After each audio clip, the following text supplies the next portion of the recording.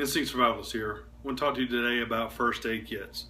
I know a lot of folks use pre-made or pre-packaged kits, and there's nothing wrong with that, with the exception of, that may not include everything that you need in a survival situation or on your day-to-day activity list. One of the things that I have done is I've actually gone in and bought a pre-made kit, used it as a baseline. And the main reason I bought the kit is because, number one, it was on sale. I got it at an Army Navy discount store. The kit was $2, but the real reason was I wanted the package. I wanted the case. Now, you may put a kit in your on your person, in your purse, in your vehicle, bug out location, bug out bag, or just around the house. One of the biggest consumed items, if you will, especially if you have kids, is Neosporin and Band-Aids, with a third run being a pair of tweezers. The reason being is splinters and ticks and things of that nature. So really those three main things is something you need in your kit. If you don't have them, I urge you to go in and put those things in there because they are very, very beneficial, again, especially if you have kids. So like I said, I want to take you and run you through what I bought, show you what came in the kit, some of the things I'm not a big fan of, so I actually pulled them out. But I do want to run through this and let me know what you think, okay? Now let's take a look at the entire kit, kind of talk about each one of the pieces and parts, what came with the one that I bought, including this fantastic first aid kit pouch and the original reason that I bought this specific one. If we look at the pouch itself, one of the things, it's a 3x5 canvas pouch, literally just open up in a big dump pouch, for lack of a better term. It does have a belt loop on the back, so I can put it on my belt and carry it as I need to. The thing I like about the zipper is if I run the zipper around, I do have the ability to pull things in and out from the top, or in this case the side, so I can look at it that way. Again, that's one of the real reasons I bought this specific kit as a baseline. Was because I did like that. I did like the size of it, and I was able to go in and kind of work with what was included in the kit. One of the things that was included in the kit is a 1/2-inch roll of cloth medical tape. I prefer silk tape just because it's something I used when I was working at the hospital, both in ER and radiology. And well, it was one of those things, I'm not going to throw it out. It may not stick, it may not do as well as some, but it'll work in a pinch for sure. So definitely wanted to keep that. Again, that did come with the kit itself. As we go past this, the aspirin actually came with the kit, the first aid kit, and what you see in addition to that is a tube of Tylenol as well as that aspirin, and the reason being is because it does not drive blood pressure up. It actually is good for you as a pain reliever, but again does not drive blood pressure up. Now, that being said, that the Advil, because it is an NSAID product or NSAID product, it will drive your blood pressure up if you take it. I have it in my kit simply because of when I get headaches, which I do not do well with a headache. That is one of the biggest things that takes care of that is usually 2 Advil and or 2 Excedrin. So that's why that's in my kit. Again, as I mentioned at the onset of this, you may want to add things to your kit that fit your specific needs. However, that's not always the case. Again, that's why I have Advil in mine. Dental floss, you may think, well, that's not really first aid. Well, kind of it is. One of the things, you get something lodged in between your teeth, of course, you use dental floss like you normally should. However, it also is used for cutting soft items. I've been able to pull off a piece of skin the proper way without ripping everything off by gingerly doing it with a piece of dental floss. And then you can also clean out a cut with dirt that has dirt in it with the dental floss. I've actually got a post on my site, instinctsurvivalist.com, that actually talks about the different uses of dental floss. So again, that's why it's in my kit, not necessarily something that's going to be in yours. One pair of tweezers and 1 pair of fingernail clippers. If you'll notice the point on the tweezers, good for ticks, good for splinters. Definitely something I would recommend adding to your kit itself. The nail clippers is for hangnails. Okay, you get into a situation I don't know about you, but if I ever catch a hangnail or get a hangnail, I usually end up ripping up more skin than it's worth. So rather than using a Band-Aid to just cover it, just go ahead and take care of it. It does not weigh you that much more. I'm certainly able to use that, and it does come with a fingernail file and a cleaner. Some of you may have been eyeing that sugar pack before I got to it. When you are dealing with hypoglycemia, as an example, you want to have sugar in order to make sure that somebody's blood sugar goes back up. I don't have diabetes, I don't have hypoglycemia. However, there are times when I'm out working outside and I need a little boost of sugar just to bring my energy back up.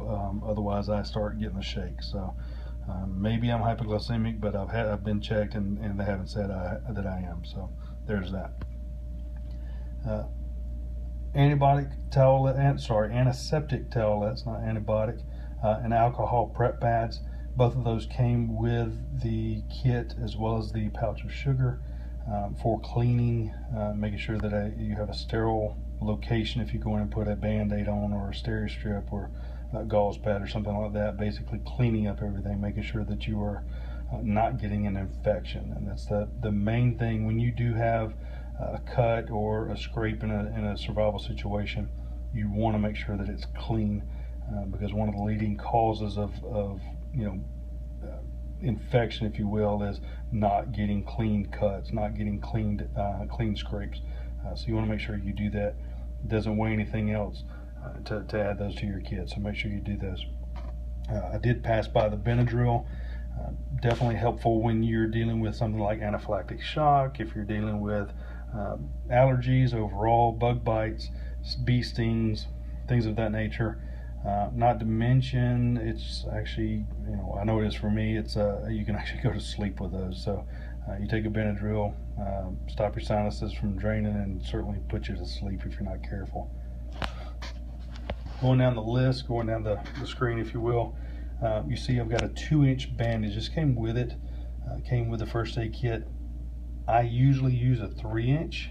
Sometimes I've been known to use a 4-inch, but this was one of those that came with the first aid kit, so I'm not going to throw it out. And it does fit in there, and you know what? There's nothing wrong with it. It's just I prefer the other. I prefer the 3-inch over the 2, but it's one of those things. The McKesson gauze sponge, if you will, as well as the 2x2s below that. All those are 2x2s. The McKesson came with it. I added the other 2x2s simply for added dressing, being able to go in and use them hand in hand. So situation being that I get a cut or a big nasty scrape or something of that nature, I go in and clean it, and then what happens is I put a gauze pad on it and then wrap it up with the gauze bandage. Band-Aids, or in this case adhesive bandages, they came with the kit as well.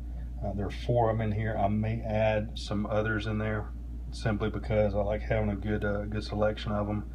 And well, for the most part, you know what a Band-Aid's for. However, one of the things that a buddy of mine, Mark DeJong, pointed out was that it's also, if you look at the padding that's in there, you can use those when you need a smaller pad than a 2x2.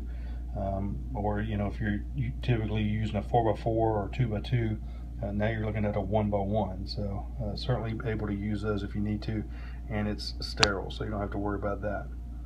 One other piece is the first aid kit, or first aid directions. I'm not a big fan of these. It did come with them. I'm going to keep it in there. It doesn't weigh anything.